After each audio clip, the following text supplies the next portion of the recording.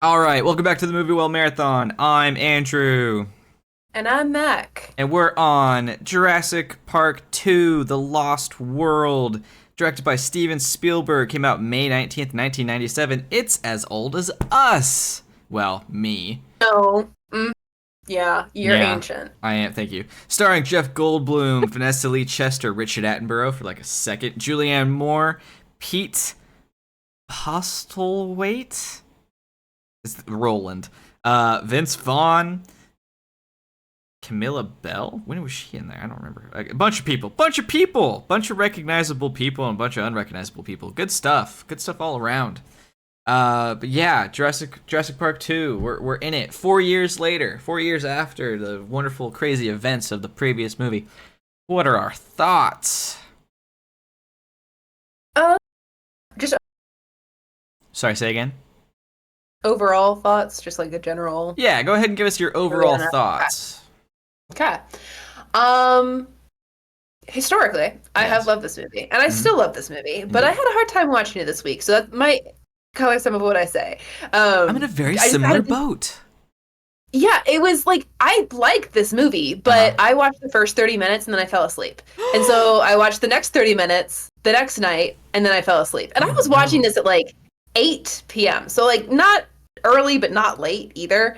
And so I had like an hour of the film left today and I went, I'm gonna finish it. It's fine. I just need to eat dinner first. And then I Uh-huh. did. And it was great. I got no problems with it. I just was tired, I guess, this week. Interesting. Point is, I think it's actually really great from the perspective of a sequel. Like, I Mhm. feel like it takes the elements of the first film and brings kind of like a new maturity to them. Like, yeah, it comes at it from a different angle, but the angle is sort of like this. You can see it naturally going the way that it does. Now, we didn't really know about Site B in the Mhm. previous film, so that feels a little cooked up for the sequel, right? It's just like, oh, it turns out there's a whole other island with a bunch of dinosaurs on it. Like, Right.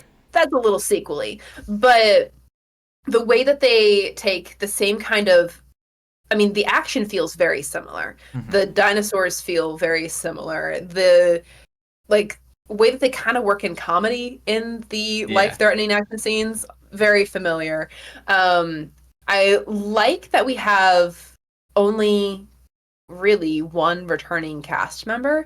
Mhm. Usually that doesn't work super well, but because of the situation that they gave us, it actually does kind of make a lot of sense. Like the only reason Ian would be involved is because John Hammond kind of tricked him a little bit. He can say that he didn't do Kind it of. on purpose, but Kind of. Hammond's manipulative. So Kind of twisted his arm. yeah, yeah. So it's both understandable and believable that nobody would want anything to do with the park who's been there previously, but we need at least one of our returning cast members so that the audience feels like they're connected to someone that they know and they give us a good enough reason for him to be involved. Now, the only reason Kelly is there is because they need the movie franchise to continue with the energy of the kids being involved with the dinosaurs. This, even though the book was supposed to be more of a hardcore thriller, this is ultimately kind of a family franchise. It's about the wonder of dinosaurs. And if you're going to make a movie about the wonder of dinosaurs, you have to have a kid. Even if the kid is going to end up scarred and terrified at the end, the kid has to be involved because reasons. Right. And so the fact that Kelly just kind of shows up out of nowhere and also like hitches a ride.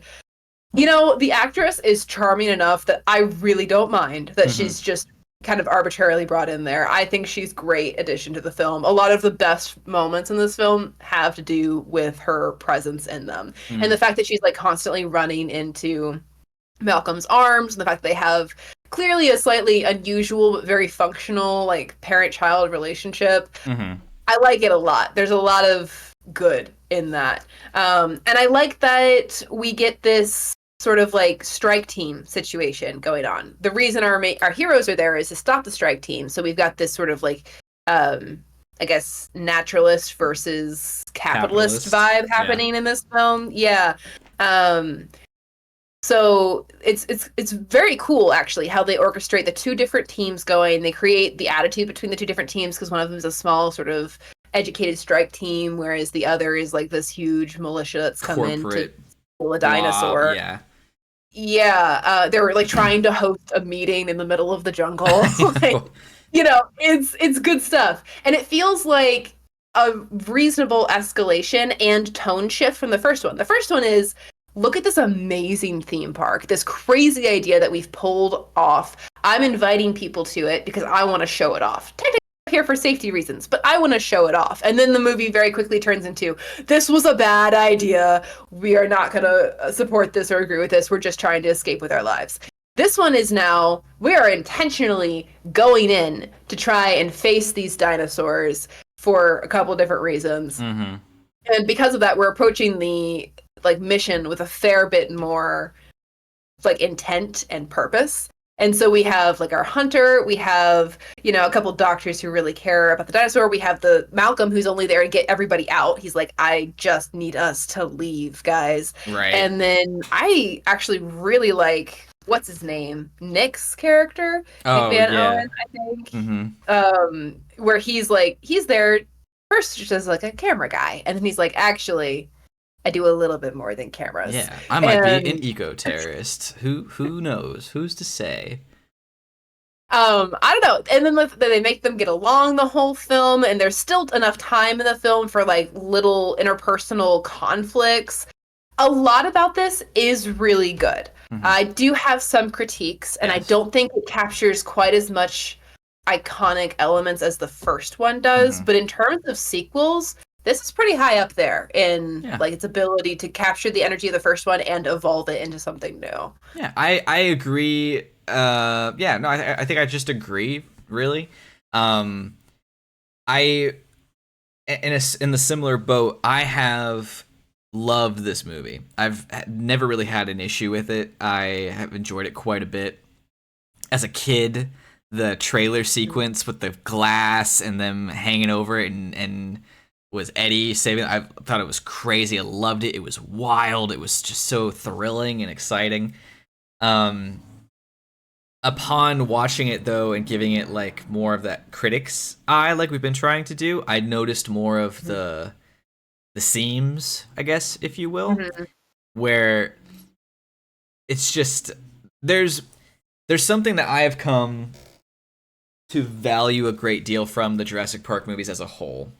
And there was like a notable weakness that I feel that Jurassic World Dominion has that I didn't think any of the other movies did, and this one does. And it's that the Jurassic Park movies, for better or worse, give like adequate time to our new dinosaurs in a way. Like they, like each dinosaur has kind of a moment, and it's as you said, it's a really fun sequel in lots of ways, and in some ways it doubles down on a lot of the good stuff from the last one. More evident than anything, we get 2 T-Rexes, technically 3, but we get 2 T-Rexes. Oh my gosh, like, Yeah, no, I felt that too. But if I were to use one of my silly metaphors, this is like a beautiful paper mache. Like it's so good, but if you really look at it, it's really not that great. Like the first movie is just a masterpiece in general, but like everything builds very naturally. We move from place to place in a very believable. It's paced really well. I had forgotten how much of this movie is dealing with the same threat the whole time, and to a point where it almost gets, I don't want to say exhausting, because it's always thrilling to deal with the T-Rex, but it gets to a point where it's like, what are we doing? Maybe like, are we?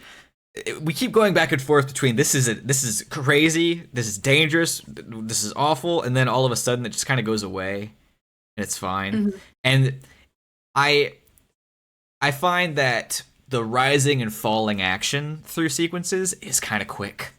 Like the raptors come into it very quickly, and it's awesome. That sequence with the tails and the long grass, gorgeous. And I love that these raptors are more visually interesting than the last raptors.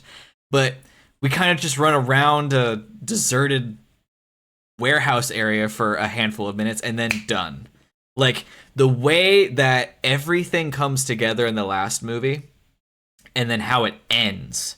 Like there's like a definitive end to the dealing with the raptors and the T-Rex and all that, and it all comes together. That's just not here. We just leave. And then if you haven't seen the movie yet, the leaving the island, that's like the goal. Yeah. That's the thing. Yeah. That's when everything comes to an end. And this feels like we're trying to get there, and then it's done. We did it. And then we have honestly I love the end sequence with the T-Rex running around San Diego. It's great. But it's got a little bit of like, okay, where does this movie end? You know? You think you're done when you're on the helicopter, yes. and then they're like, actually, right. we've like, got a whole another 20 minutes and it's a weird roller coaster though, because like you get to the end, quote unquote, with the helicopter, and you're like, well, this feels unfulfilling, and then you get that sequence with the sand. It's like, oh, well, this is cool, but that was kind of weird. That little process we just went through, like you made it feel like this was the ending, and I just with the other Jurassic Park movies, we are given a great deal of time, I would say, or a more balanced time with new dinosaurs. And this movie tricks you, I think, into thinking that we spend time with more dinosaurs. The only real new dinosaur that we spend, I would argue, an adequate amount of movie time with is the Compy. Because the Stegosaurus is only around for... I'm sorry, say again? The little tiny ones, the little right? Compsognathus, or Compy, if you aren't a nerd. We get one sequence with the Stegosaurus, and it is magnificent and very fun. And they made a point to put the Stegosaurus as like the first big dino because it was a fan favorite that wasn't in the first one, and blah blah blah blah blah. And it's really cool, but like the Stegosaurus doesn't come back into it at all. We don't ever see it again. And we get the bad guys, quote unquote, if you will, rounding up the dinosaurs. We grab a Parasaurolophus, we grab a Pachycephalosaurus, and we grab a bunch of other dinosaurs. But like we don't really spend time with them. So most of this movie is just Rex, which again is not necessarily a bad thing. But the third one, for all its faults, gives us like adequate time with the raptors, with the Spinosaurus, with the pteranodons, with I think I'm forgetting one. The first movie gives us not just the running around and being scared of the dinosaurs, but like moments to breathe, moments to think about it, moments to build either anticipation or wonder. With the Brachiosaurus, with the Triceratops, with the Dilophosaurus, and Jurassic World, I honestly think does the same, and so does the next one, and then Dominion really doesn't. And I had forgotten that this one really doesn't either. And I've been rambling for a minute, but I've noticed that more this time around.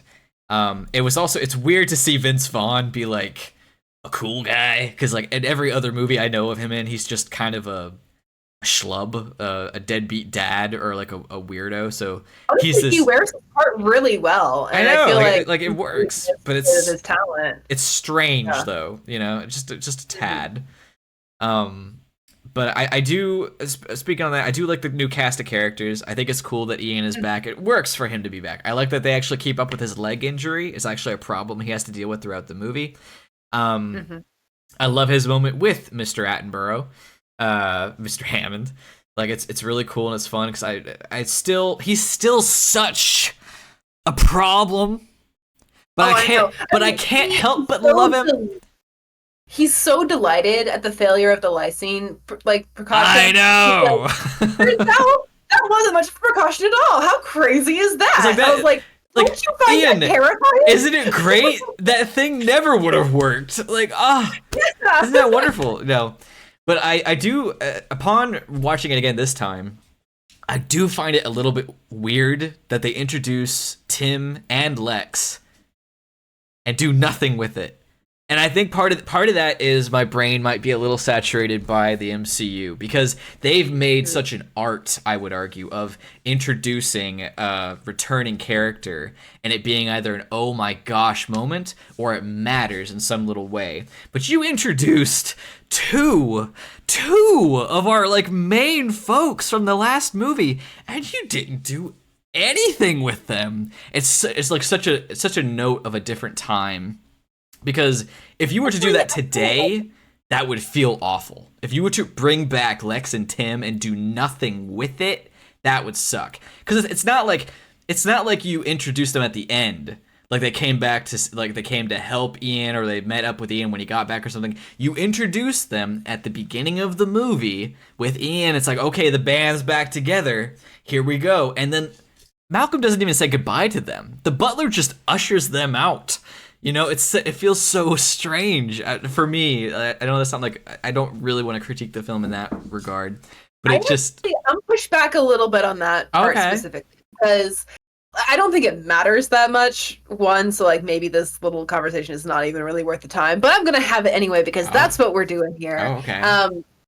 Sorry. Point is, that's reminiscent of what it's like to visit a friend's house where you're familiar with their kids and, like, you know, they're on their way somewhere, but they see you and they're like, oh my gosh, that's an adult that I like. Let me hug, have a little conversation with them. We survived a traumatic experience together. Of course we're bonded, right? And then they just go on about their lives. I think it's actually quite good that they don't re-traumatize the kids with the dinosaurs.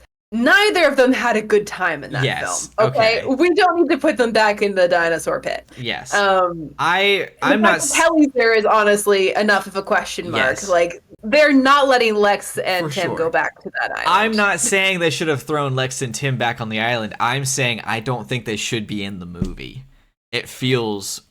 But I like that they're there because it makes the world feel like it's moving and living and going on. Like the fact that we don't need to see everybody from the original cast. It's an ensemble cast, and that's too many people to check in on naturally. But we're at Hammond's house. Those are his grandkids.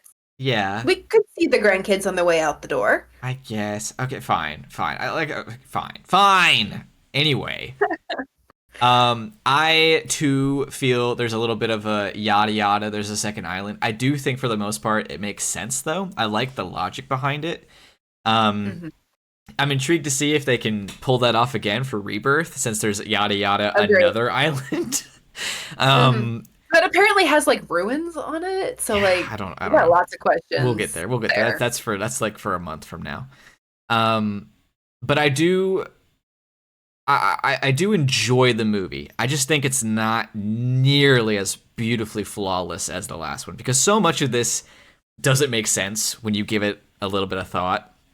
Unfortunately, that being said, we can nitpick a little bit later. Before I end my rant, I do want to say I really love Roland. I really do. I think he's awesome. I love that. I love his quote about his whole thing with hunting the Rex is because he wants to live. He compares it to that guy who hikes up Mount Everest without an air tank. I think that's really interesting. I like that. He's the one that helps them up over the cliff. Like, he's the first one there. Like, it's just really cool. And then I like that he cares. He's worried that Sarah is injured, and he asks about that. And then when Dieter, or whatever his name is, goes missing, he makes a point to tell him, don't tell the kid, because that'll just scare her more. Like, I think his character is awesome, and I really like it. As a child, I hated him, because I didn't get it. But then I watched it as like a young adult, and I was like, this guy kicks ass. So okay, yeah, I'll end my rant. It's kind of awful that he signed up pretty much just because he wanted to kill a T-Rex, but that's kind of like his only real character flaw in this film, and you can kind of understand it. Like, I go back and forth on it, honestly. Great. Yeah, because I'm not into hunting.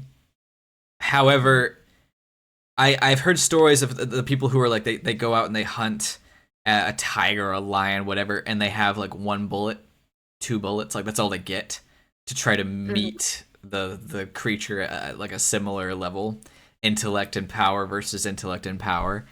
And when you maybe have this mentality of these aren't actually dinosaurs, you know, like it's kind of a monster. They're lab experiments, and like, and you must walk that line a little bit of like, well, I can't believe that entirely, or it takes away the fun of hunting a dinosaur. But at the same time, am I really hunting a dinosaur? No, you know, like the older I get, the more I'm like, this guy's cool, because this is not a sustainable ecosystem, no matter how you slice it. If it was Rexy, that'd be different. That would be different. If it was our T-Rex, that'd be different. That'd be different. Also, it's like this is. Sorry, go ahead. No, I've been talking. This is like unrelated. You go ahead. No, I feel like this is a good transition to just sort of like the interpersonal stuff that I mentioned before. Yeah. These characters feel like full people who have been put on this island for various reasons. Mm-hmm. And there is a general allegiance between the two different groups, but I love how that feels legit to each character. Like we get the goons who are there because they've been hired to protect a group of people and they're there for the paycheck, right? Mm-hmm. They don't really care about the dinosaurs. They just don't want to die. And then you kind of like see that, like especially in like the situation where the one guy goes off to relieve himself, and then he's just listening to music completely tuned out. This is clearly a procedure that they've established, and he is not paying any attention. So we've got this sort of like low level intelligence grunt role. They're totally committed to that bit. They only follow the person they believe is going to protect them, that sort of thing. We've got the idiotic capitalist who is not nearly as endearing as Hammond is. No, and I like that we point that out. Like Ian is like, yeah, I hear talent skips a generation, so your kids are going to be great. Like it's yeah. Honestly, one of the weakest parts of the film is the fact that he's allowed to put a dinosaur in the middle of a city, but we'll come back to that. Then we have our probably an eco-terrorist character who is very competent and someone you can follow and believe, but ultimately still a side character because we're so invested in the personal lives of our actual main characters. And it's balanced incredibly well. Like the fact that they managed to make him interact with I'm blanking right now, Roland. He like the way that Nick and Roland interact without fully casting the other in like the role of villain is actually amazing, right? The way and they don't give that a lot of time. You get a little conversation between the two of them, and you get a little bit of the sense that they don't like each other, but we don't spend any full scenes on the fact that they're like mortal enemies or diametrically opposed. We just get that from the way they interact and from what we do, the small moments that we get between them, which is really cool. We get our excited paleontologist, right? Which is Sarah's role in this film. And she, honestly, I love her.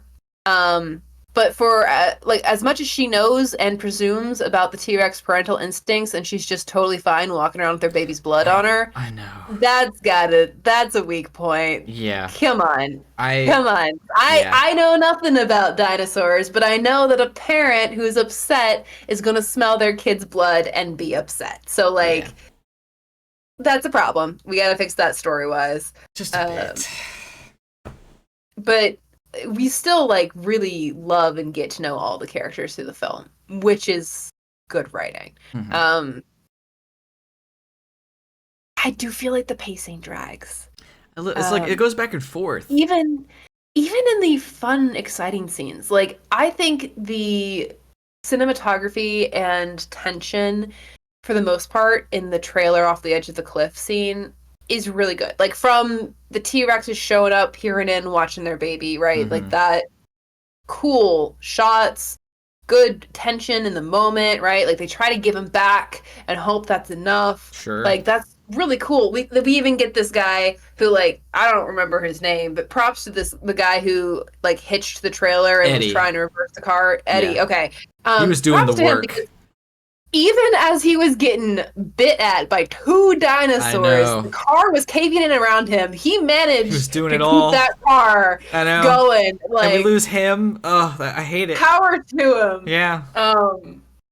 But I feel like that scene drags. I really do. I feel like it's too long.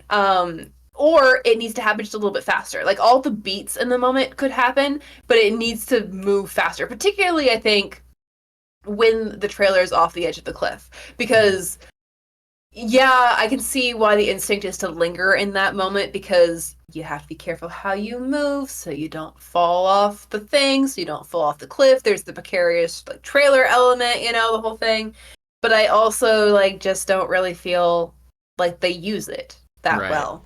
And the Rexes come and go like 2 or 3 times. Yeah, so they can make a dramatic entrance every time. Disappearing and coming back. Yeah. Why is it always both of them? Like, why not one and then the other and then both? Like, there are ways to make that scene better. And I also feel like the scene with the raptors drags a little bit. It's not as egregious as I think the trailer scene, but it's like, I don't know. There are a lot of beats that don't feel strictly necessary. And I also don't really feel like we have a clear destination with that one, Yeah. where like, you know, they're kind of just jumping in and out of buildings and running around in circles, and like, sure, maybe they're just being hunted by raptors, and so they're doing whatever they can to get something between them and the dinosaur.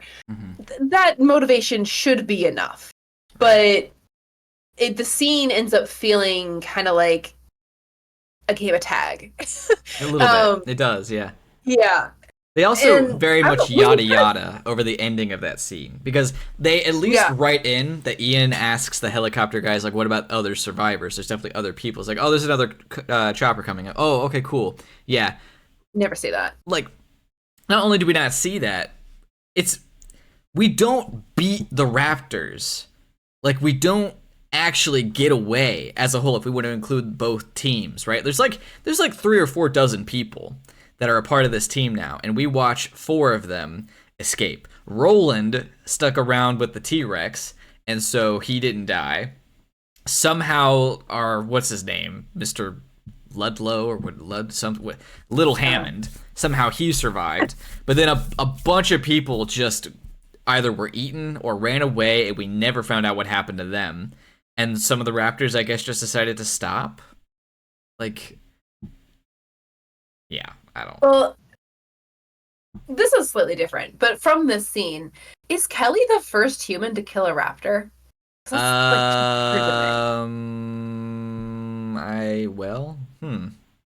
Maybe. Because none of them die in the first film, right? Well, the one gets eaten, but I'm talking human. Yeah, I know yeah. raptors. I think you're right. I think she's the first human character to kill a raptor. Gymnastics, man. Actually, deadly. You know, if I think about it, she might be the only human character to kill her. No, there's someone. I figured in the new stuff there would be something. Well, we only have one raptor in Fallen Kingdom, and I don't remember all the details of Dominion because I've only seen it once. And in World, I think one of our raptors is like Echo or Charlie gets blown up by a bazooka, so that definitely wasn't the Indominus. Yeah. So I think there's only 2 humans that kill raptors though. So damn, good for Kelly. Yeah. Gymnastics for the win. Mm-hmm. My only thing with that is that she starts doing that before the raptor is in a place where that's effective. So watching it, it's like, what the fuck are you doing? Like, what are you doing? It kind of folds in one of my pet peeves, which is where you yell before you make your attack. Yeah. Honestly, it was lined up better before you yelled at the dinosaur. Yeah. Because what happens when you yell at something is it faces you, which with the dinosaur narrows the profile. Yeah.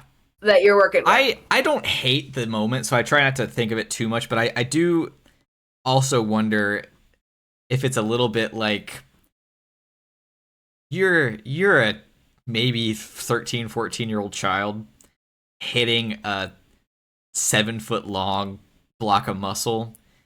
Wouldn't you just maybe hit it and crumple because it's like 10 times stronger than you? Like if I run at a grizzly bear as strong as I possibly can, I'm gonna maybe break my neck. Like, the bear's not gonna fall. Like, okay, but anyway.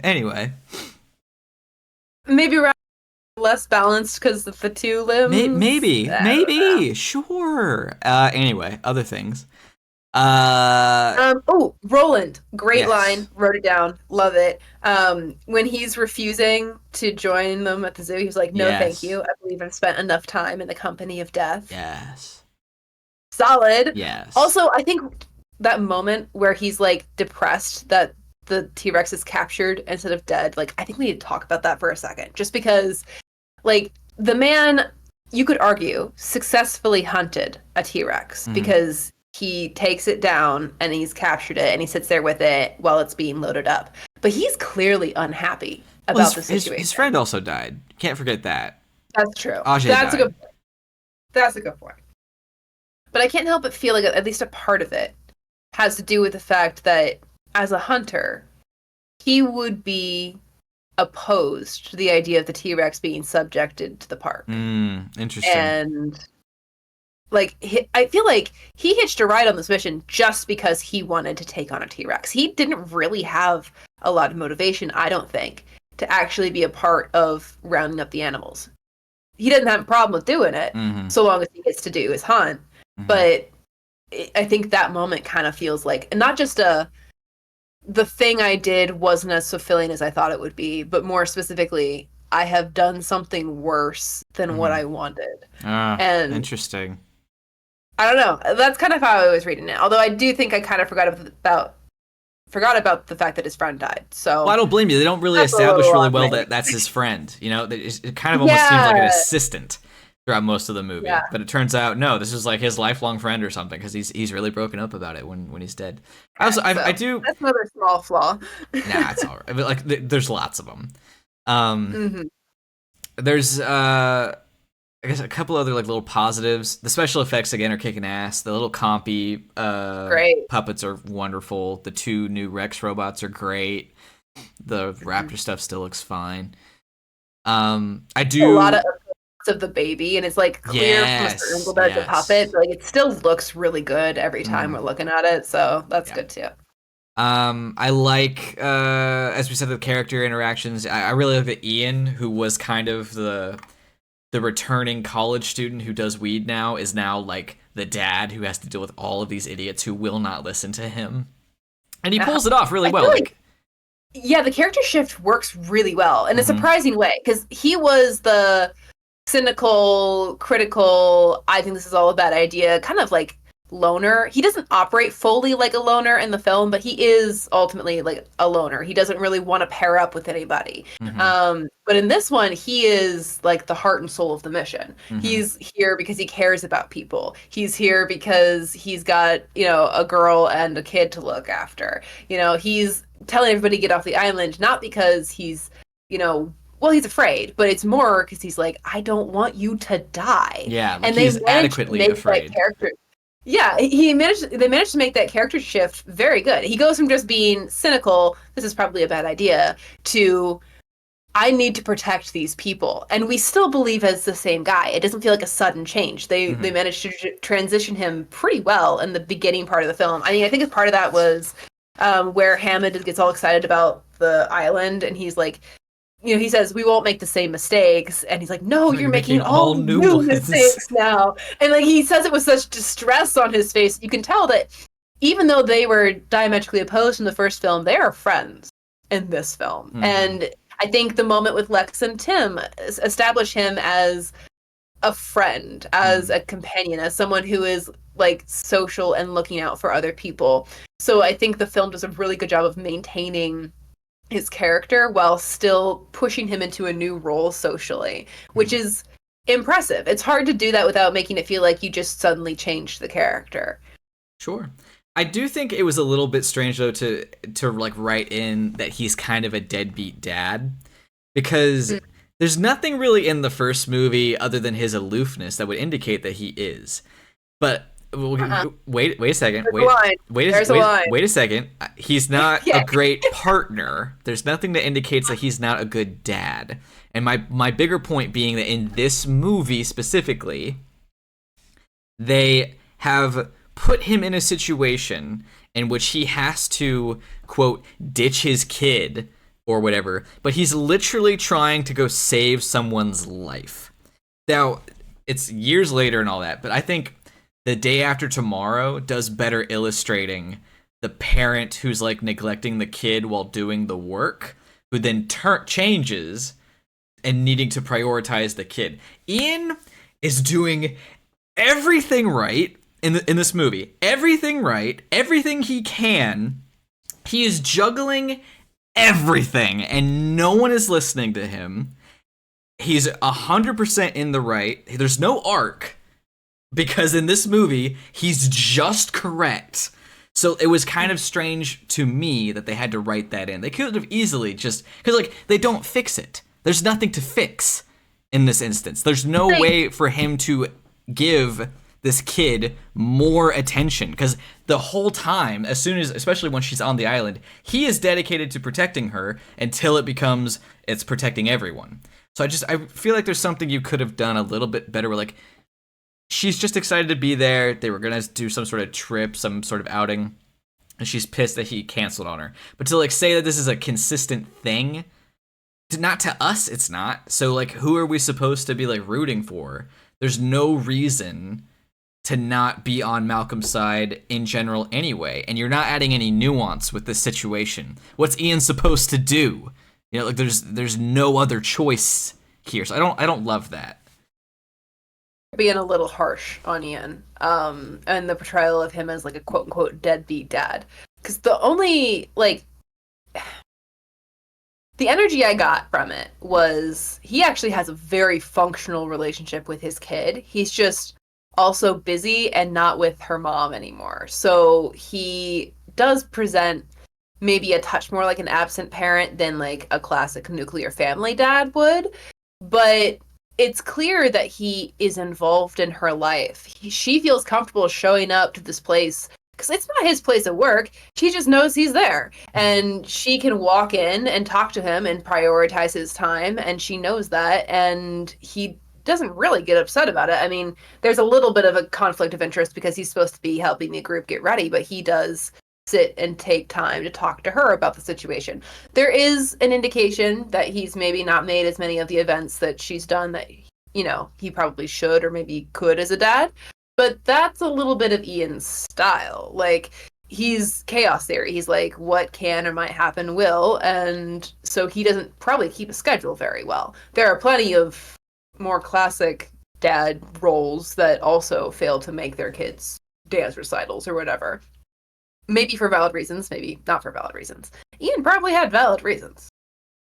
You don't know that for sure, though. I just think it's weird things. But you don't to know he include. had bad reasons either. I guess, but I feel like we don't really end Jurassic Park 1 with an opinion on Ian necessarily good or bad. It's kind of more like cool, uncool, you know?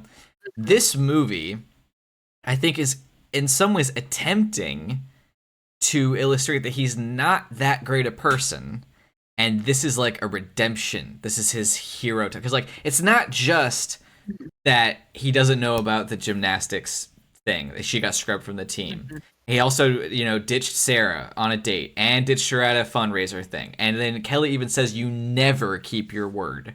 Like, there's multiple things indicating that Ian's not actually that great.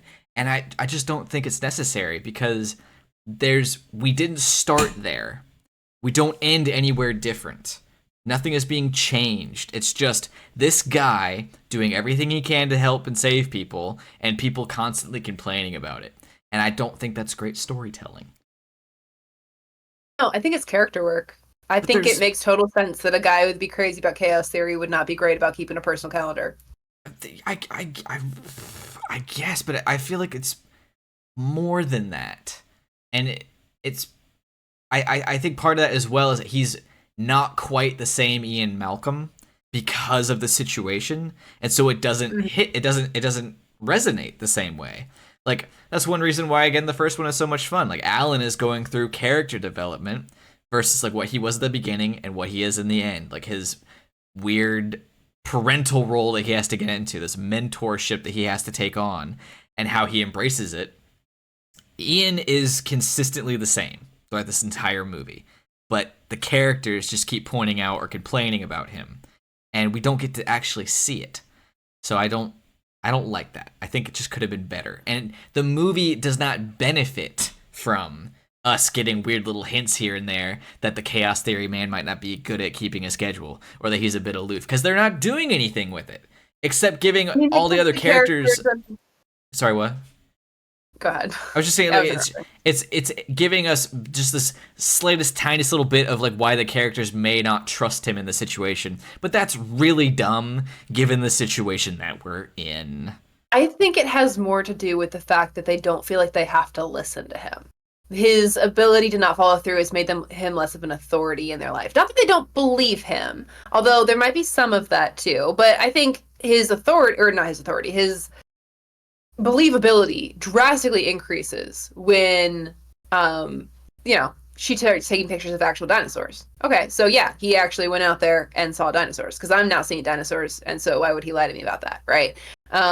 So there's no good reason, narratively, you're right, to not trust him. And so if they were trying to force some sort of character arc or relationship arc with him and Sarah and Kelly, then I think they failed utterly.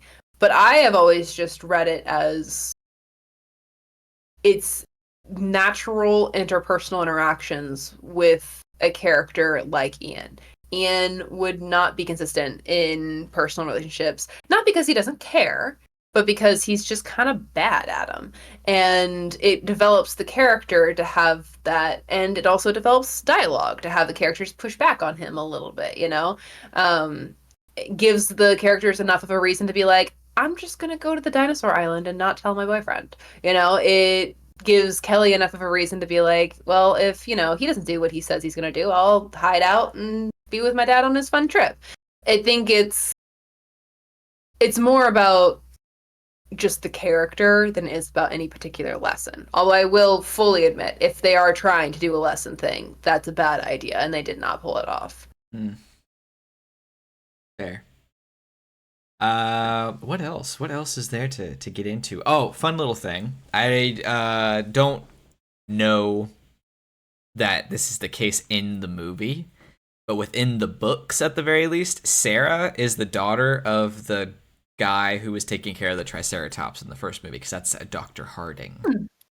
Um, Oh, okay, that's cool. So then she probably would have believed the whole time. She should have. I don't think they're clearly not doing that in this. They changed that up. I've not read the second book, so I don't know how well they're actually connected. I take issue with the movie and that we are teased the Pteranodon at the very end of the movie, and we didn't do anything with them. That is so mean. Like, it didn't bother me as a kid, because at that point I could watch them all. You could binge them. But can you imagine, you're watching a dinosaur movie and you end on one of the coolest ones and you do nothing with it? That's frustrating. The end film might be worth talking about. Oh well, I'm sure it is. Before we get there, this is like a nothing point. There's clearly, and this is probably very possible, there's clearly more T-Rexes on the island. Because that footprint is twice the size of the baby footprint and half the size of the dinosaur, like the grown-up footprint. Like, they're the one that they're like, hey, you know what footprint this is? Like, yeah, it's a T-Rex footprint. Yeah, I needed a scientist to tell me that. So it is kind of funny that they use that as an indication that, yeah, there's T-Rexes afoot. Let's go find its nest. Like, this is definitely not the same T-Rex, guys. Like, you know that, right? Anyway. At least you would think, like, Ronaldo would know. Roland would know. Mm-hmm. Or the paleontologist guy who's there. Yeah. Yeah. Well, I like, again, small personal interactions. I love that he and Sarah get along for, like, the half second that they have together. You know, it's just, like, again, nerds about dinosaurs. Also, I mean, I don't know why, but the costume choices for that guy, excellent. He looks like a paleontologist. He looks like the guy on Discovery Channel who's out there in the dirt. He looks more like an Alan Grant than an Alan Grant. Yeah. It's ridiculous. And it's crazy that they gave the one who came with the company that look. Yeah. But, like, it works really well. So, good choice. Yeah. Where did you want to go to next? Okay. There's a lot to talk about with San Diego. Okay. I think you have more, so let me quickly just say I have a lot of fun with it. It's definitely a little wacky. I find very exciting, though. The implications of what it could mean for the world are great. I like that it took 20 years to have it fully realized, like in Fallen Kingdom eventually. I think it's really great. I have answers to what I assume might be some questions. So why don't you go ahead? Sorry, last thing. I did, while I was reading, I did find it is not possible for a boat to get into the harbor like that, because San Diego Harbor is notoriously one of the hardest harbors to get into. So with what's implied that's happened on that boat, it wouldn't end up in the harbor, let alone the exact dock that it was supposed to be. A little bit of convenience, but anyway.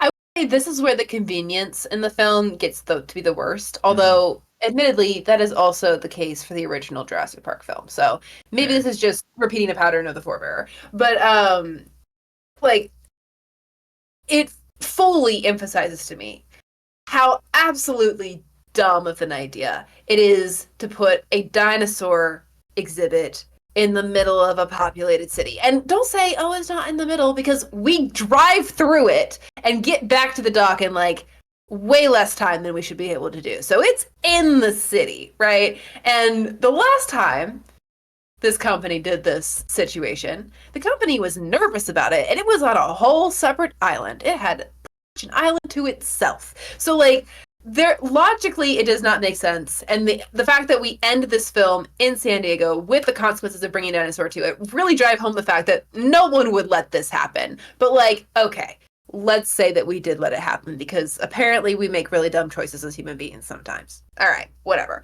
There are several issues with the boat scene, and I'm thinking there are probably explained reasons for a few of my questions. We can start with that one, maybe.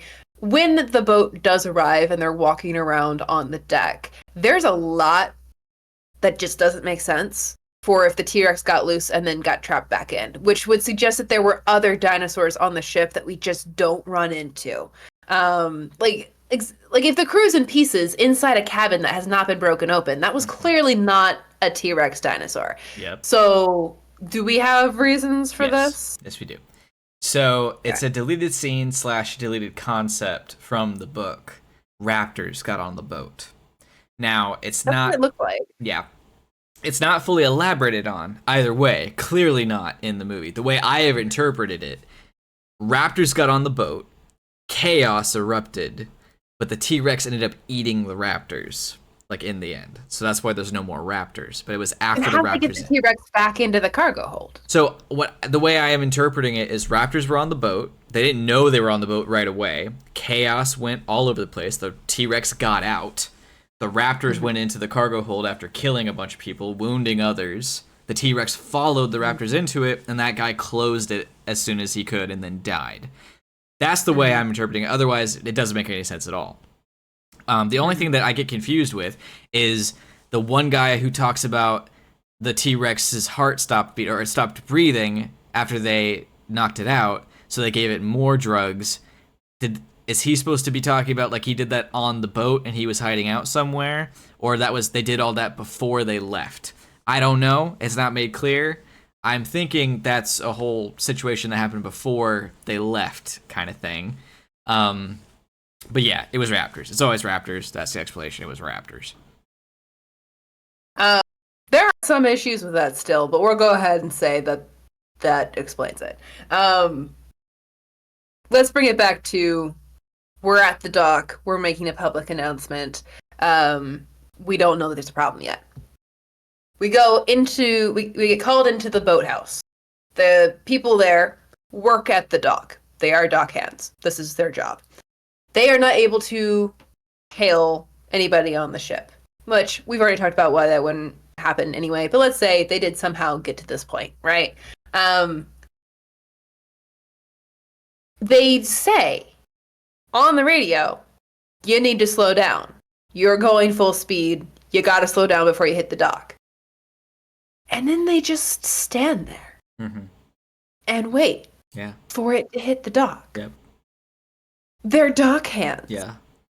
They know that's bad. Yeah. They know that people are going to die if they don't get off the dock. They just stand there. Yes. The only one who knows what's about to happen is somehow the capitalist who has previously been blind to all the other flaws in his plan. Yep. It's brilliant. Cinema. We maybe need to rework that scene just a itty bitty bit. Like, just a bit. It's not like the dock hands need to know that the dinosaur is loose on the boat, right? But they can know a boat is charging towards the dock.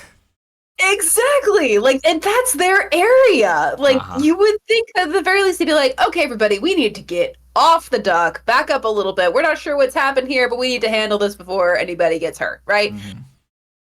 Maybe our capitalist guy makes a connection, decides to get out of there. You can do that while the dock hands are backing everybody up a few steps, right? Anyway, all right, we get there. The ship crashes into the dock. We go in, we find a bunch of weird evidence that there are other dinosaurs in the boat, but we will never really find the T-Rex. That's probably fine. That's all good. And then the T-Rex in suburbia bit is really fun. Yeah. It's kind of weird that we take a moment at the end of the film to be really goofy and funny, but like it's so fun, it's kind of worth it anyway. Yeah. We got the kid who's stressing out his parents. They're like, you know, you fed him too late. You let him do this. You let him do Mm-hmm. that. And there's just a T-Rex with a dog house hanging out of its Yeah, mouth. that's Like crazy.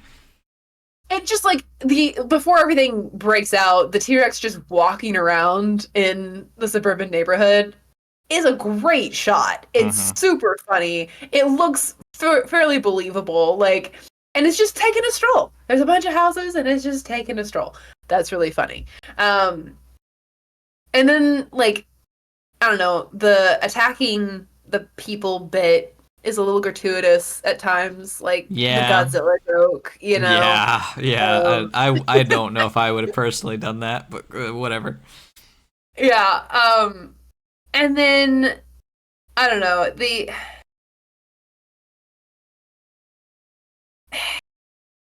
I like the end, what we eventually get to, Mm. but the chase scene with Baby feels a little too easily done. We know that I think what's happening here is if you put a T-Rex in a populated city and you got to figure out how to corral it, that's a good amount of content, especially if you have to break into Engine. engine. Okay, that's what I thought. Terrible name. Engine to like then get a whole dinosaur out and drive it across the city in your car with a T-Rex chasing you. I just don't know that it belongs at the end of the film like this. Like all of this just feels like an excuse to put a T-Rex in a city. Mm-hmm. And it's fun, and the moments where it's fun and interesting, I almost forgive it. Like especially at the end where it's the baby who gets to hunt down the CEO. Ah, Like so good. not only is that delightfully ironic, it's also incredibly good for the themes about like, even the baby is dangerous to you and is going to kill you. You thought you had so much power over this thing and Mm-hmm. you don't even have an inkling. Yeah. But it just feels tacked on. Like the whole movie is about going to this island and basically going to the island to get off the island. And then we have this whole bit with a dinosaur in San Diego. I mean, like you have to in the last 20 minutes of your film, you have to have a time skip because Mm-hmm. of how much time it would take for the dinosaur to get there. Yeah. And they don't illustrate that very well, other than Ian having shaved. Yeah. And, they've clearly both had a shower.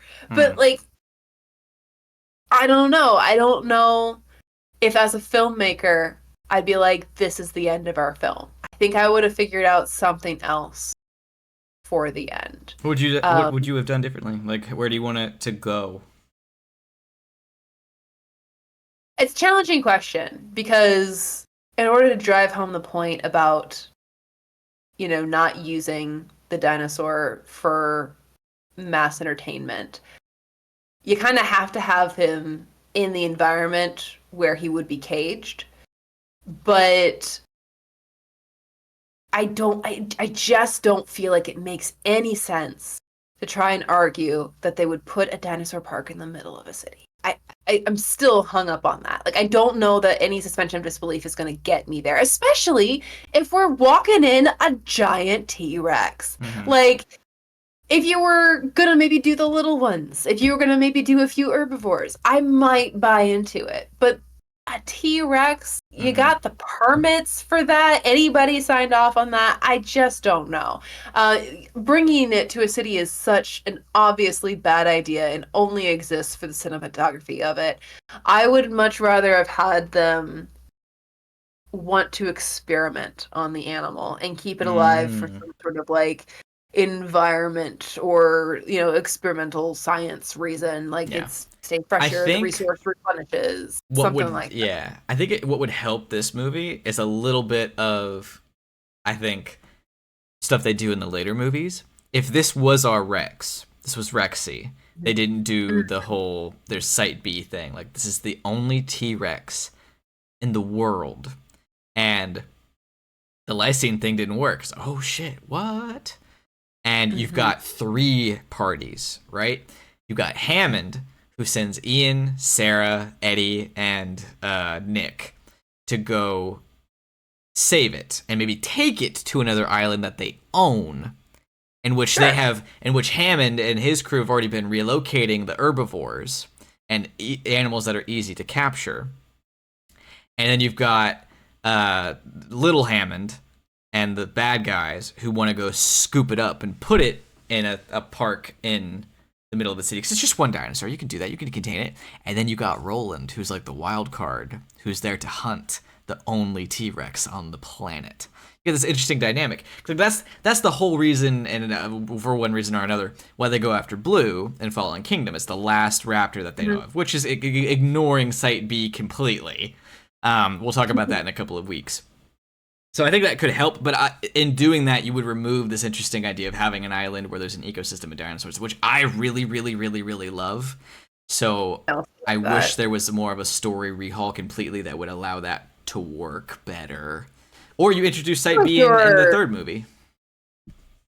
I feel like your framework with the 3 characters does more accurately lay out essentially the 3-way debate that's happening here. When we're talking about animal rights, we're talking about, well, I guess the one thing we don't really have here is agriculture or hunting for food rather than for sport. But we have the naturalists who are like, this animal deserves a right to live as naturally as possible. Even though it's not technically natural, it deserves the right to live as naturally as possible. Then we have our hunter, which is like, we as humans exist on the planet in competition with these species, and it is maybe not noble, but it is a good sport to match your wits against these creatures. And then we have the 3rd one, which is animals exist for human entertainment, and we have so much power and control over them that we think we can do whatever we want with the species and not worry about its natural needs. They patented it and packaged it and plastered it on a plastic lunchbox, and yeah. I feel like the film still does a really good job in laying out those loyalties, and does a really interesting thing with Roland where he arrives with those who think they have control over the animal, but ultimately sides more with those who respect the animal, which is an interesting, like, a really good way to take the character, right? Where he's he's grouped in initially with those who feel superiority complex, but then when you watch him interact with both the animals and the other people, you realize he's really more kind of in the respect the animal camp. But I don't know. The San Diego thing drives me a little bit crazy, and I don't feel like, because the T-Rex is kind of the dominant threat in this film, I don't know that we ever really feel bad for it, like we might have if it was being victimized by, and that's the complication of the film. So like that is a part of the inherent conversation that Jurassic Park is having, which is like, an animal can be a threat to you and you still need to respect it. But I don't know. With that, okay. Alternative, hypothetical. Would King Kong fix it? No. In that, no, it breaks out in San Diego, and Roland does kill it. It shouldn't be there in San Diego. See, that's the thing. The naturalists fail. The capitalists seem to succeed, and who saves the day but the hunter? And then we do feel bad for the Rex in the end. They save the baby and they send it home, but we lose the buck. And Roland succeeded. This character we didn't think was ever going to actually win in the end, but he does. But Ian and Sarah, they succeed in saving the baby, and the capitalists fail either way. Would that fix it? Would that make it feel a little more impactful?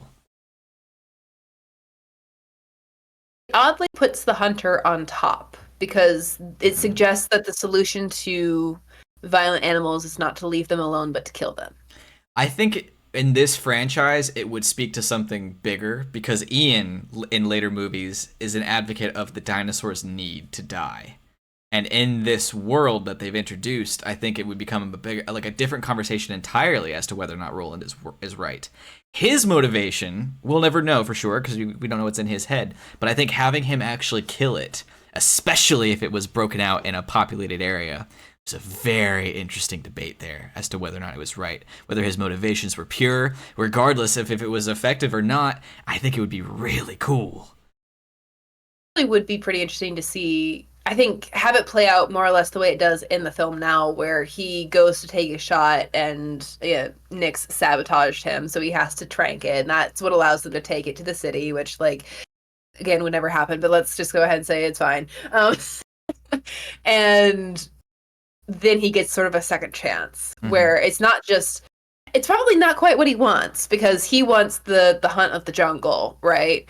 But it's him and his gun standing in front of all the innocent people in the city who are just living their lives, and he takes out the dinosaur. And then we have the conversation that develops in later films of, like, is it even ethical to let the dinosaurs live and evolve? Because they're not going to stay isolated, obviously. Maybe if we stopped touching the island, it'd be fine, but human beings have proved that when there are dinosaurs, they're going to mess with them, and that means that people are always at risk of a dinosaur attack. And that I mean, that's kind of the way the franchise ends up going. So I don't know. Maybe that could be interesting. Could be something. I'd see a version like that. Maybe. It would be interesting if, while on the island, Roland got injured. Maybe actually did lose a leg. They want to really double down on the heavy-handed. On the Ahab. Yeah, a little bit. But, like, in that he loses on the T-Rex's turf, but then the Rex loses on his turf. I think there's something there. I've never thought about it that way. I think Roland saves this movie. I think we really should have put more of him in there. But anyway, that's our time. Is it a whale? For me, despite the issues, I have a lot of fun watching it. I really enjoy it. And for my mind, it's a C+, and therefore, at the very least, it's a C+. Therefore, it's a whale. I don't know if my whales are usually at a C+ level, but I'm going to say this one's a whale. Cool. It's a whale, everybody. It's a whale. All right, cool. That's it. It's over. Bye.